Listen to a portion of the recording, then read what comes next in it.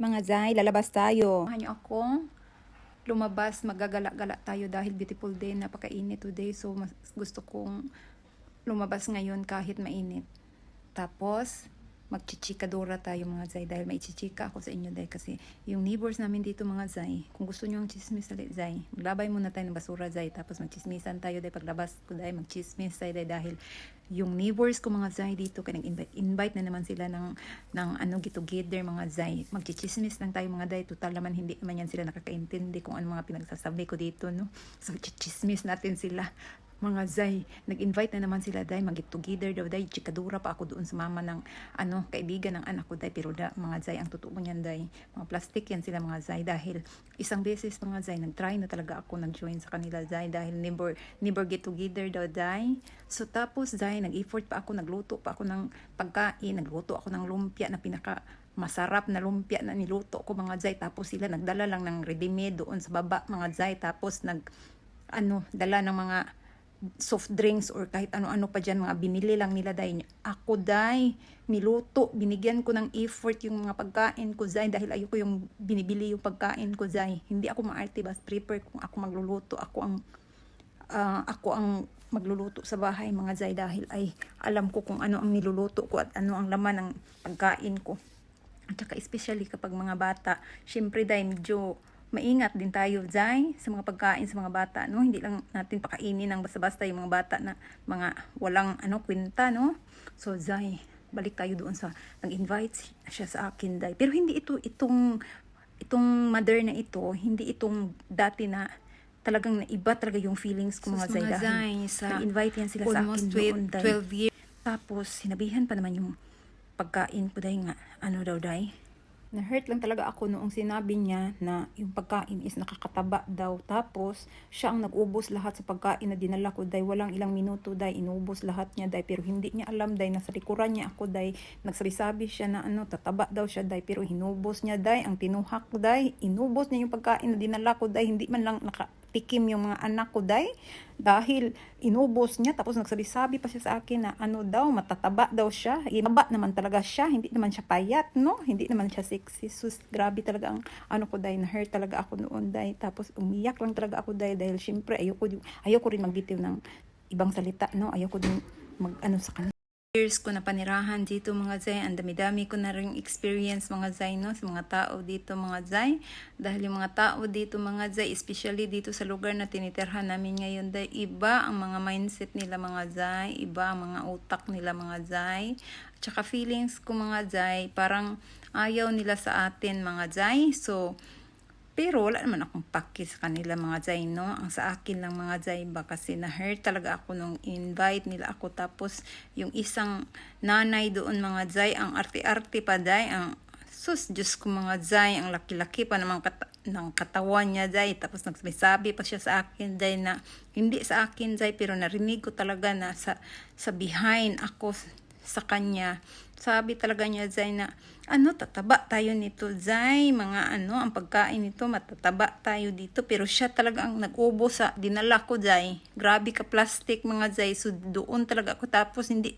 pa niya ako kinausap Zay, hindi pa naman nagpasalamat sa akin Zay, walang nagpasalamat sa akin na nag-import ako, ang dami-dami kong pagkain dinaday basta Zay, pertin akong hilak Zay, pag uwi ko Zay, umakyat talaga ako Zay, hindi talaga ako nag-stay longer sa kanila Day.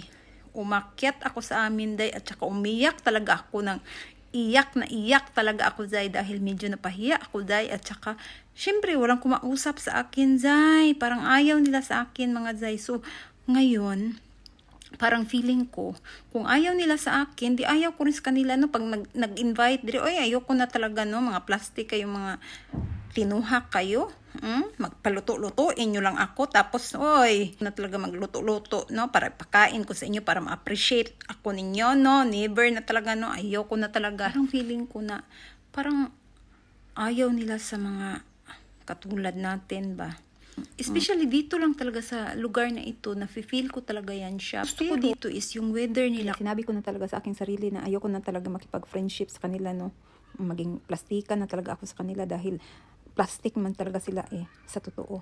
Kaya yung asawa ko, alam niya yan. So, kahit yung asawa ko, ayaw niya sa mga tao dito, mga Zay. Dito lang, itong lugar lang na ito, ang ayaw ko talaga yung mga, dito, yung mga tao dito, mga mindset ng mga tao dito, dahil iba sila. Sa dating tinitirhan namin doon sa sa city ng asawa ko, ay ang bababait nila. Oh, gustong-gusto ko magluto, gusto ko i-appreciate nila yung mga pagkain, culture natin, no? Pero dito, naku po, kaya sinabi ko na talaga sa sarili ko, ayoko na magjo-join sa kanila. Ay, mga plastic yan talaga sila. Ang weather lang talaga ang pinakamaganda dito, except sa mga tao dito. Magbaktas pa tayo ng medyo ilang minuto, mga Zay, bago tayo makarating doon sa mall, sa puntahan natin, sa milihan natin ng mga gamit, mga Zay. So, makadaan tayo doon sa port, no? Sa port na lagi kaming sa port dahil ang dami-dami mga restaurant dyan, mga Zay. Ang sarap-sarap tumambay dahil ay aming mga boats na natatanaw. Ang dami-daming tao din, no? Kasi, syempre, kapag ganito na ang weather is sobrang dami na ang tao. Lalo na pag umaga, no? Pag daytime, ang dami-daming mga tao. Yung mga babae dito, nakakostume na mga Zay, ng summer look, mga Zay. Grabe na talaga sila makakostume, mga Zay. Kuan na lang sila, Day. Mag-top na lang sila, Day. Yung mga short nila, pinapuok na talaga, mga Zay. Yung mga babae dito, mga Zay. So, pero hindi tayo magganon-ganon pag naglakad tayo sa labas, no? Diyan lang, dito lang tayo sa bahay, maganyan-ganyan, no? Kay syempre pag nagbitbit tayo ng mga bata, no, medyo mahiya man tayo, no, sa mga bata, no, sa mga anak natin, kasi syempre, no, mother na tayo, so kailangan ibabagay natin minsan, no? Pero syempre gusto ko rin yung mga ganon, no, mga nila, mga damit ng mga babae dito dahil magaganda ba, tapos mga sexy sa tingnan, kahit mga malalaki sila, mga sexy na tingnan. So, daan tayo dito, mga Zay, no? Ang init talaga ngayon, Zay. Pero okay lang. Go pa rin si mother. Labas sila si mother dahil maganda kasi sa labas dahil ang dami natin nakikita at saka ang liwanag ba. Ang problema lang, kapag lumabas tayo, mga Zay, ang dami-dami nating nakikita, ang dami-dami nating mabibili. Pag uwi natin, mga Zay, hindi talaga tayo uuwi na walang bit-bit, mga Zay, no? Ganyan naman talaga tayo, no? Kapag umuwi tayo, may mga bit-bit talaga tayo, so magastos tayo, mga babae talaga. Pero tulad ko, talagang pag uwi ko, may bit-bit talaga ako, no? Dahil happy ako pag may bit-bit ako, mga Zay.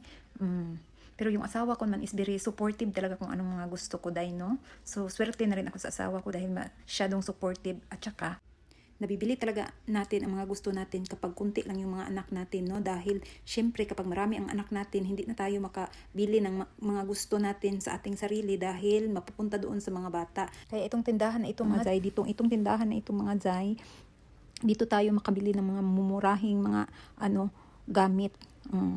Hindi naman mura na mura talaga. Makales lang tayo dito kasi all together na siya. So, iba-ibang brand andito na siya. So, itong tindahan na ito. So, makabili tayo ng medyo mura dito. So, dito tayo, gusto ko dito dahil ay medyo makales tayo ng konti. Sabi ko sa sarili ko, isa lang yung bibilhin ko, pero pagkadating ko dito, dahil ang dami-dami natin, bakit talaga tayo mga babae, no? Kapag nakarating tayo sa isang lugar, no, tapos ang dami-dami nating makita na mga bibilihin, no? So, sabihin natin na isa lang yung bibilihin natin, pero pagdating natin doon, no, so, halos mapuno man ang basket natin. Oy, hindi talaga mapagilan yan sa mga babae. Kayo, ganyan ba din kayo, no, mga Zay? So, sabi ko, magbili lang ako ng nail color. So, pagdating ko dito, nail color ba din ang binili ko, yung mga gamit-gamit man. Daan tayo dito sa sa mga perfumean, mga Zay. Grabe ang mga perfume diri, mga Zay. Pagkahumot-humot. Pero mahal lagi. Okay, may brand kasi. So, normal lang yan siya. Nakabili na tayo ng mga gamit, no? Tsaka nabilhan din natin yung anak ko ng sun protection na t-shirt dahil ay protection sa sun dahil strong naman ang sun dito dahil kahit pa spring. So, uwi na tayo kaagad pagkatapos natin dito, mga Zay. Dahil ako lang naman isa, no? Uwi na tayo kaagad kaya dahil mag-uwian na yung mga bata din. So, mag-prepare na din tayo ng snacks ng mga bata, no? Nagka-uwi na tayo, mga Zay, no? Andito na tayo sa namin, sa residence namin. So, dito tayo. Grabe ang residence na ito. Dapat ay ayusin na nila at saka pinturahan na nila dahil talagang parang luma na ba. Guba naman ito yung building namin dahil maraming magnanakaw din dito, mga Zay, katulad sa Pilipinas. Maraming laging nanakawan ng mga bikes dito, Zay. May mga bikes man sila, no? Itapok nila dyan sa Zay, dyan sa lagayan sa entrada, lagayan ng mga bikes sa lugar. So, Day, pagkaugma, Day, wala na. Nakaw na, Day. Iwan ko ang mga magnanakaw dito, Day, kay makakutsi pa, Day. Grabe yung mga magnanakaw dito, baka yung mga magaganda pa yung mga sakyanan nila. Ang nabili natin is may nabili ako na mga Zay. Ano to? Noodles ba ito? Tapos may nabili tayong pang creme natin sa night. ating pang sun protection dye.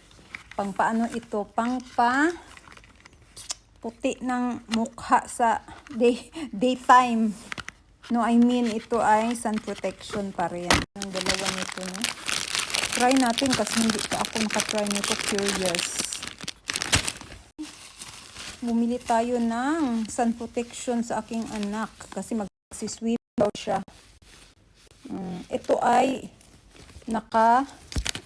ano to? Protection sa sun. UV protection. 50 plus. UV protection ito dahil ang init. Lagi siyang nasa sunburn ba yung skin. What we have? Yes, ito, ano to? Foundation. Hindi ako na accessories ng aking dalaga. And that's all.